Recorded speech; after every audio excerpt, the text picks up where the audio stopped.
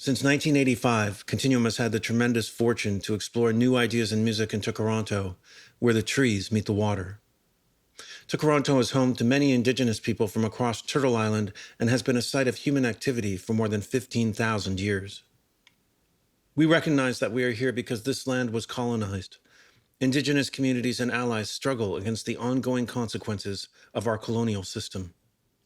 This land is the territory of the Petun First Nations, the Seneca, and most recently the Mississaugas of the Credit River.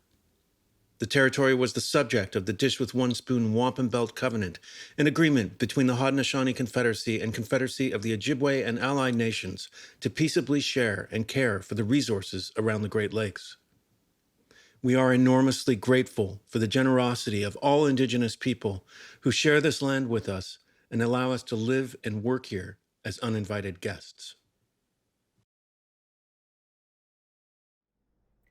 Welcome to Continuum's 20th episode of Press Play, our web series that dives deep into extraordinary works of contemporary music in both their performance and in informative conversations with the artists who create the work. My name is Joyce, and I am the host of Press Play. Wesley, I've been very lucky to hear his performances throughout the last decade in Toronto, both as a harpsichordist as well as a pianist, as well as on toy piano and with or without electronics. Like, he's such a versatile musician, and so I felt really lucky to be able to write works for him. And so again, it was just this kind of very collaborative process with Wesley, and he was very open to performing things along the way or trying things along the way, explaining a lot about the mechanics of the instrument, how things are different from the piano, and of course because he is so comfortable on both instruments, then it was very easy for him to understand where I was coming from with the piano and help to kind of bridge between the two instruments. That's really wonderful. And so let's go back to your very first harpsichord solo, Vines and Shadows. This is your first harpsichord work, and you did mention in your program notes that you were really attracted to the way the release mechanism on the harpsichord could sound, how it could sound really percussive and visceral. And I think when you start learning and exploring a new instrument, I imagine as a composer, you're just really filled with so much curiosity, and you probably spend a lot of time just trying a lot of new sounds. So I really want to ask how much of the piece at the time of writing, and who you were as a person at the time of writing in your career, in life, how much was the work about discovering the instrument? Yeah, a lot of it was about discovering the instrument. I really loved this kind of quality, like how much. To me, the harpsichord, there's so much of these little micro explosions on the front end of each note. It's very twiggy sounding to me. I hope that doesn't offend harpsichord players, but I just love this twigginess of the harpsichord. It's very branch-like, like it's like you're in the midst of dry branches when a harpsichord plays. In contrast to the piano that has, it can have a much more rounded, a softer attack on the front end of the notes, and these kind of long resonant pools. And with piano, you can get this extremely quiet, shadowed sotto voce kind of undersound, which is can be very mysterious and muted. And harpsichord is just kind of like, it just springs to life as soon as you play a note. It's just there. And so what I really liked about when Wesley was first starting to play, and show me what the harpsichord could do, I just love this kind of release where it kind of could spring out as well, and it had this very sort of explosive quality to it. So I did work with that. That was kind of my starting point for that piece. But then also, what could happen if there were just these tones that were allowed to hang over the end of these releases, and so that's sort of what I worked with that piece is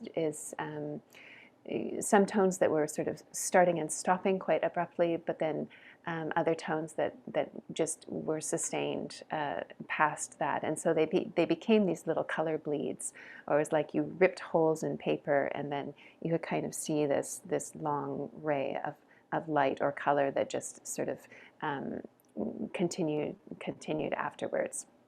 So I was working with this kind of idea for vines and shadows.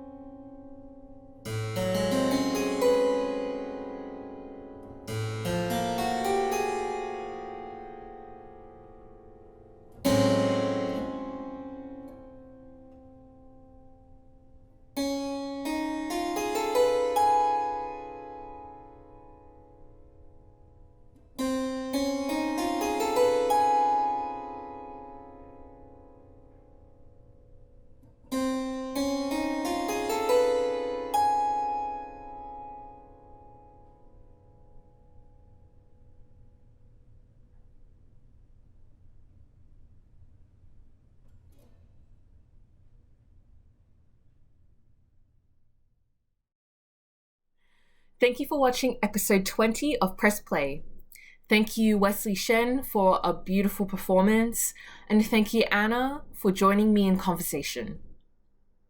The next episode of Press Play broadcasts Thursday, February 10th at 7 p.m. with Shelter by Dorothy Chang, performed by Sanya Eng on harp. Visit our website, www.continuummusic.ca, to learn more about all our upcoming Press Play episodes and other projects, to follow us on social media, and to sign up on our email list. And if you like what we are doing, click the support button and make a donation now. Thanks. See you next time.